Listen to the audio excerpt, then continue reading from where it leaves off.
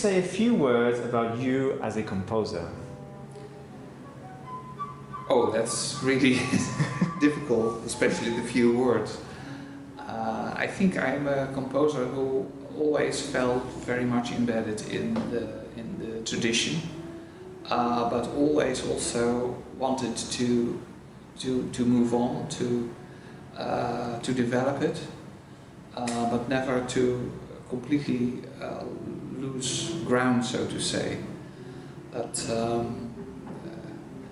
you can be as revolutionary as you want, but I think you must also have a certain connection with the audience you're doing it for. I mean, I like to see music as something like a sort of big community. It belongs to us, not only to me. What does composing mean for you? Oh, it means a lot. First of all, I like it very much. I do it every day. The moment I enter my room, I have this feeling of being a sort of sculpture. There's a big block of marble waiting for me, and I'm going to put some shapes in it, or even better, to really make it even more pretty by adding little details. I particularly very much like detailing, and when I'm done doing this also at the piano, then I think to myself, my God, I spend the whole morning making something beautiful. I mean, yeah, that's a beautiful profession.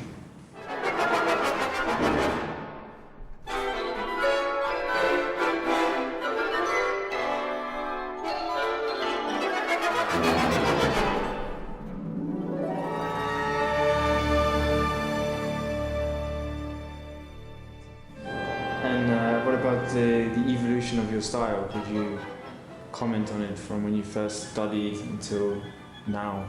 Yeah, I studied in The Hague, and I think I started with an enormous fascination for German expressionistic music.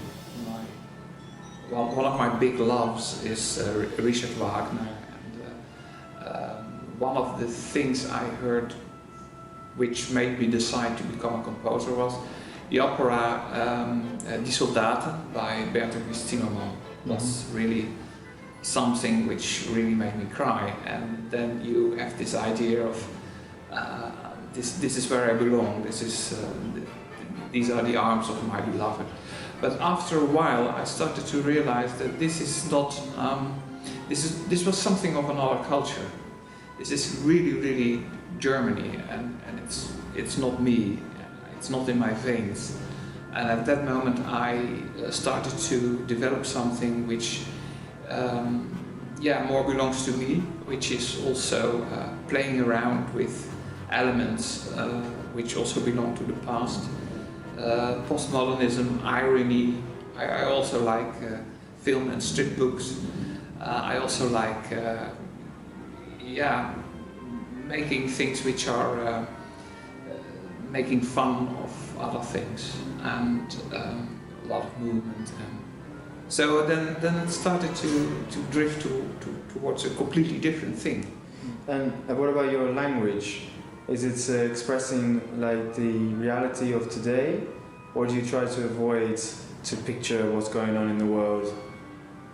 Well, not in the sense that I directly want to make something which is about the fugitives from Syria, or but I feel very influenced, very involved in what's happening in the world, and I think also art has a special task in that. Not the idea of you're somewhere singing your song and the world can collapse, but who cares because you are making your music. I don't believe that. But there is always a danger if you want to comment directly and also have a direct, you choose sides, you could say, directly choose sides. Also for the practical reasons that it always takes so long before your music is finished, and then sometimes the whole situation is completely different, and the side you took appeared to be the bad guy, and then you think, oh my god, I should have done that differently. So it's I don't think it's music is very suited to do that. And then, how would you describe the piece you've written for AKOM and its relation to Schubert? I saw AKOM come and grow, and also started to fall in love with the ensemble and its players and the vitality and the whole, musicality of it. So I was very glad to do it.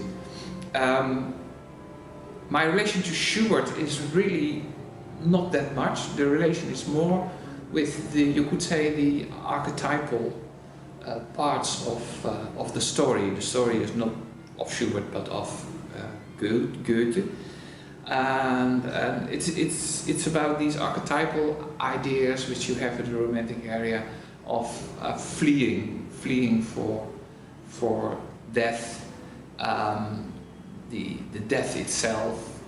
The seduction by someone who is really very, very bad, being Erlkönig, the king of the elves, and then of course the resurrection, which is not in Goethe.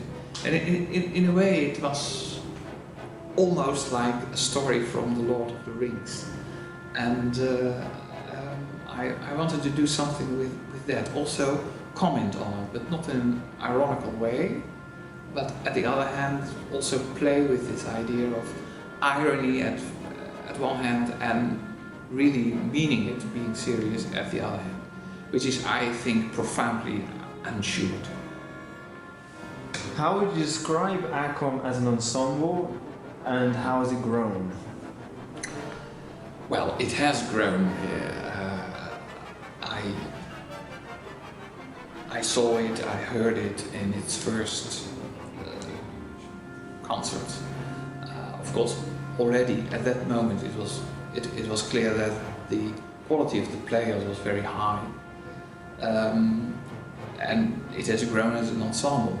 What I also like very much about it is that you have now in The Hague, Amsterdam and Rotterdam, you have 3 young ensembles. And in Rotterdam we have the AKOM, and in The Hague it is the new European ensemble, and Amsterdam has Luchtale. And I think the situation should be that these ensembles will be the new ensembles to be subsidized in the near future. That will be the new ensembles in the Netherlands, because renewal has always been very important for the ensemble culture. The only problem is, of course, that when you realize, when you say that and you're young, it's very easy to say because you're the one who's claiming, but it's hard to realize when you have an older ensemble that you are the one who should make place for the new ones. But still, I suppose that's life.